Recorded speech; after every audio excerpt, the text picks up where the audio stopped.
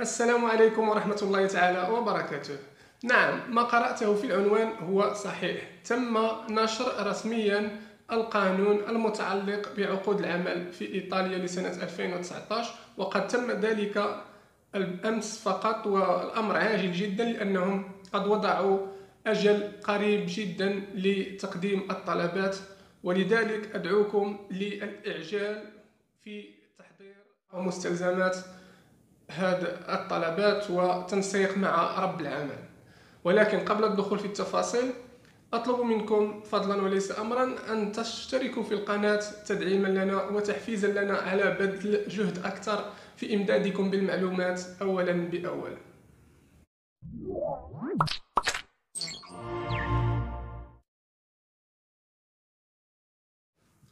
إذن أحبابي في الله، لقد تم بالأمس نشر القانون المتعلق بعقود العمل لسنة 2019 بالجريدة الرسمية هنا بإيطاليا. والقانون قد لم يحمل جديد يذكر، إلا أنه قد تم استثناء هذه السنة الباكستانيين من هذه العقود، كما تم استثناء البنغلاديشيين في السنة السابقة.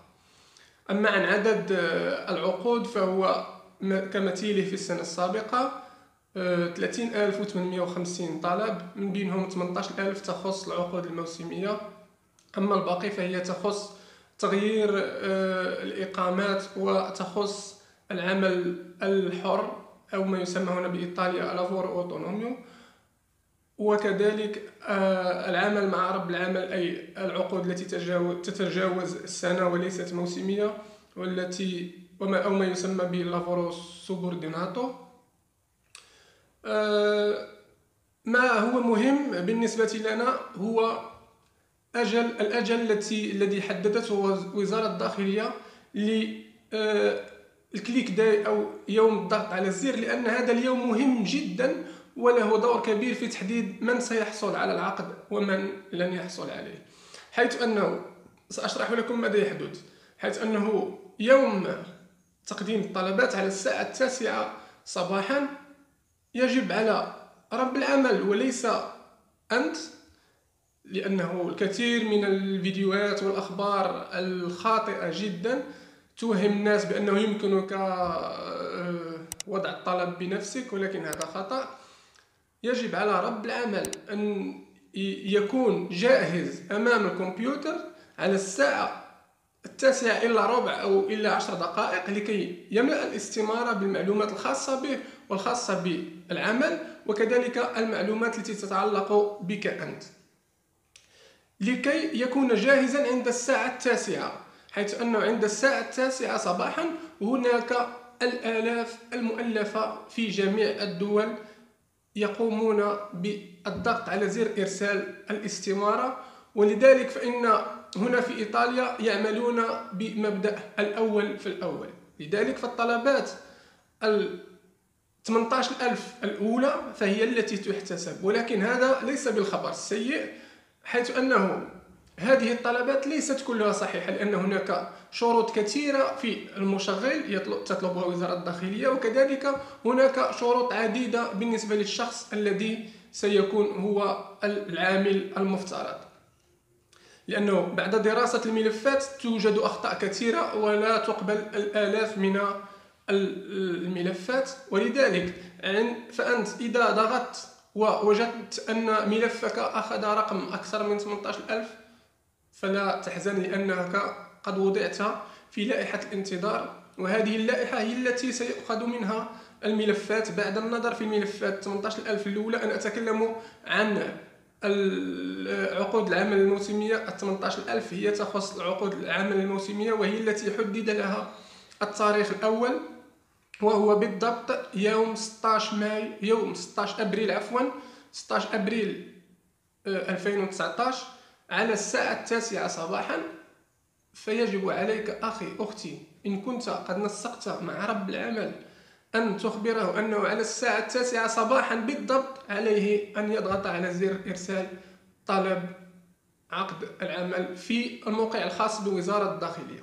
وسأشرح لكم في فيديو مقبل، وسيكون في الغالب غدا أو بعد غد على أبعد تقدير لأن الأجل لتقديم الطلبات هو قريب جدا. سأشرح لكم في كيف تقديم الطلب، لأنه أرباب العمل هم أيضا هنا مهاجرين، ليسوا فقط إيطاليين، هناك عرب وهناك جميع الجنسيات.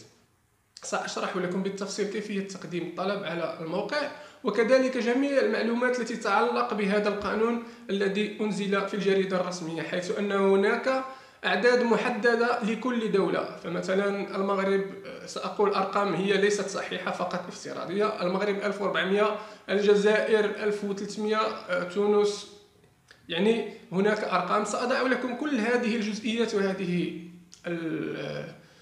المعلومات لكي تكون لكم نظرة مفصلة عن القانون الجديد ل 2019. وعلى العموم هو لم يحمل جديد يذكر عدا مسألة الباكستانيين الذين حذفوا من هذا القانون.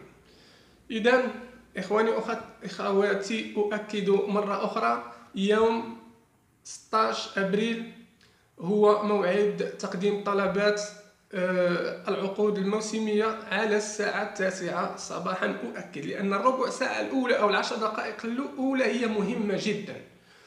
ثانيا، بالنسبة لعقود العمل التي تتعلق بالعمل الحر أو العمل مع رب العمل كما قلنا في السابق، أو بالنسبة للأشخاص الذين لديهم إقامة ويريدون تغييرها أو ما يسمى هنا بالكونفرسيوني، حيث أنه هناك أشخاص دخلوا إلى إيطاليا بغرض الدراسة مثلا، ولديهم إقامة ويريدون تحويل هذه الإقامة إلى إقامة عمل عن طريق هذه العقود. أو مثلا شخص دخل إلى إيطاليا من أجل العلاج ولديه إقامة ويريد أن يغير الإقامة إلى إقامة من أجل العمل.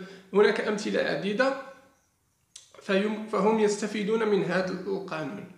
وأيضا بالنسبة للأعمال التي هي مطلوبة هنا في سوق الشغل، كمثلا الأساتذة الجامعيين أو دانتي، وهم من يقومون برعاية المسنين هنا، فهذه أعمال مطلوبة هنا. فهؤلاء يمكنهم التقديم في يوم 16 ماي على الساعة 9، يعني بعد شهر بعد تاريخ التقديم على العقود الموسمية. إذن هذا في المجمل هو ما جاء في هذا القانون. في الفيديو المقبل سأوافيكم بالتفاصيل وكذلك بطريقة التسجيل في موقع وزارة الداخلية. دمتم في رعاية الله، وكما قلنا لا تبخلوا علي بالاشتراك في القناة والضغط على زر لايك، وكذلك من له أي تساؤل يمكنه أن يضعه في التعليق. ويومكم سعيد.